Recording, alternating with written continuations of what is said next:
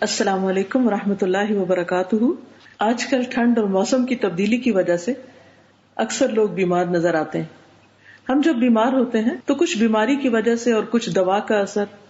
اور ساتھ ہی پھر نارمل روٹین سے ہٹنے کی وجہ سے ایک پریشانی اور لاچارگی کا احساس ہوتا ہے، مگر ہمارا دین اس قدر خوبصورت ہے کہ ایسی مشکل کے وقت بھی ہمیں وہ بات بتائی گئی کہ جس سے ہماری پریشانی دور ہو سکتی ہے۔ نبی صلی اللہ علیہ وسلم کی ایک حدیث میں ایک بہترین خوشخبری دی گئی ہے۔ موطا امام مالک میں حدیث ہے، عطا بن یسار راوی ہے کہ رسول اللہ صلی اللہ علیہ وسلم نے فرمایا، جب بندہ بیمار ہوتا ہے تو اللہ تعالیٰ اس کے پاس 2 فرشتے بھیجتے ہیں کہ جا کر دیکھو وہ بیمار اپنے عیادت کرنے والوں سے کیا کہتا ہے، یعنی جو لوگ اس کے پاس پوچھنے کے لیے آتے ہیں ان سے کیا کہتا ہے۔ جب عیادت کرنے والے اس کے پاس آتے ہیں تب اگر وہ اللہ تعالیٰ کی حمد و ثنا کرتا ہے تو فرشتے اللہ تعالیٰ تک یہ بات پہنچا دیتے ہیں، جبکہ اللہ تعالیٰ پہلے سے ہی زیادہ بہتر جانتے ہیں، اور فرماتے ہیں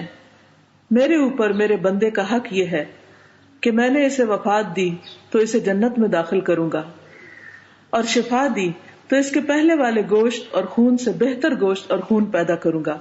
اور اس کی برائیاں دور کر دوں گا۔ سبحان اللہ، اگر ہر بیمار یہ سوچے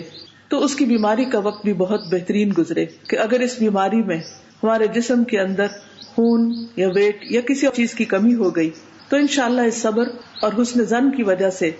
آئندہ اللہ تعالیٰ اس سے بھی بہتر عطا کریں گے۔ اللہ تعالیٰ سے دعا ہے کہ وہ ہمیں ہر حال میں صبر کی توفیق عطا فرمائے۔ آپ سب کے لیے دعائیں اور نیک تمنائیں۔ السلام علیکم ورحمۃ اللہ وبرکاتہ۔